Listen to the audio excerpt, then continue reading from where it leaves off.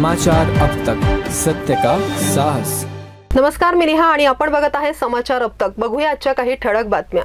We want justice. We want justice. We want justice. We want justice. We मिळालाच पाहिजे. पीडितेला न्याय मिळालाच पाहिजे. पीडितेला न्याय मिळालाच पाहिजे. We want justice. We want justice. We want justice. We want मिळालाच पाहिजे. झालाच पाहिजे. आमच्या मागण्या मान्य झाल्याच पाहिजे. We want justice.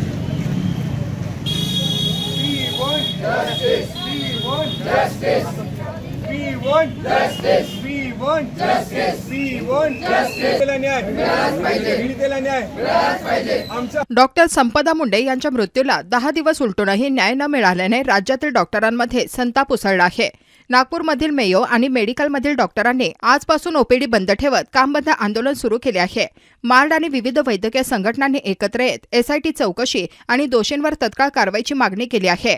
डॉक्टरांचे म्हणणे आहे की जोपर्यंत न्याय मिळत नाही तोपर्यंत आंदोलन सुरूच राहील। यामुळे आरोग्य व्यवस्थेवर मोठा ताण निर्माण झाला आहे। 23 ऑक्टोबर 2000 माझं नाव डॉक्टर सुयश हनुमंत धावणे, मी जनरल सेक्रेटरी आहे सेंट्रल मार्टचा। 23 ऑक्टोबर 2025 म्हणजे भाऊबीजेच्या दिवशी आमच्यामधीलच एक यंग लेडी डॉक्टर, हिचा फलटणी येथे कार्यरत होती ती मेडिकल ऑफिसर म्हणून। हिला सिस्टीमच्या काही कारणास्तव तिने ज्या कंप्लेंट्स दिल्या सिस्टीमला त्या तिच्या ऐकल्या गेल्या नाहीत, उलट तिच्यावरती दबाव केला गेला। त्या रिगार्डिंग तिनं आत्तापर्यंत सिस्टीमला लेटर लिहिलेलं, या सगळ्यांची दखल घेतली गेली नाही। त्यामुळे आमच्यातल्याच एक यंग लेडी डॉक्टरला स्वतःचा जीव मुकावा लागला। त्या जीवाला तिनं प्राणाचा बळी देताना खूप साऱ्या लोकांची नावं तिनं त्या लेटर्समध्ये लिहिलेली आहे। त्याच्या व्यतिरिक्त तिने हातावरती 2 लोकांची नावं लिहिलेली। या सगळ्या लोकांना फक्त हातावरच्या नावाच्या व्यतिरिक्त जे लोकांची नावं तिनं आजपर्यंत लेटरमध्ये मेन्शन केली आहेत त्या सगळ्या लोकांच्यावरती कारवाई व्हावी यासाठी आमच्या सध्याला आंदोलन चालू आहे किंवा प्रोटेस्ट चालू आहे। आमचा प्रोटेस्ट हा सध्याला फक्त आम्ही ओपीडी सर्व्हिसेस बंद करत आहोत, एमर्जन्सी सर्व्हिसेस चालू आहेत। आमचा पूर्णपणे हेतू हा मेडिकल सर्व्हिसेस किंवा पेशंट केअर बंद पाडणे हा नाही आहे। आमचा पूर्णपणे हेतू त्या पीडितेला न्याय भेटावा यासाठी चालू आहे। आमच्या मागण्या जोपर्यंत मान्य होत नाहीत, जोपर्यंत SIT बद्दल किंवा बाकीच्या मागण्यांबद्दल ठोस काही ऑफिशियल लेटर येत नाहीत, तोपर्यंत आमचा हा संप चालू राहील।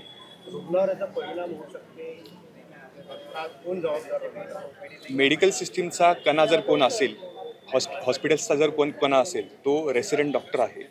आणि ह्या रेसिडेंट डॉक्टरची जी मागणी आहे की यंग लेडी डॉक्टरला न्याय भेटला पाहिजे, ह्या जर मागण्या मान्य होत नसतील आणि ह्या पुकाराला जर ऐकलं जात नसेल तर मी तर म्हणतो की ह्याला व्यवस्था निकामी होण्यामुळं व्यवस्था कारणीभूत राहील। जर लवकरात लवकर जर मागण्या मान्य केल्या तर आम्हाला उलट मेडिकल सर्व्हिसेस चालू ठेवण्यासाठी आम्ही उलट कार्यरत आहोत, आम्ही पेशंट केअर सुधारण्यासाठी कार्यरत आहोत।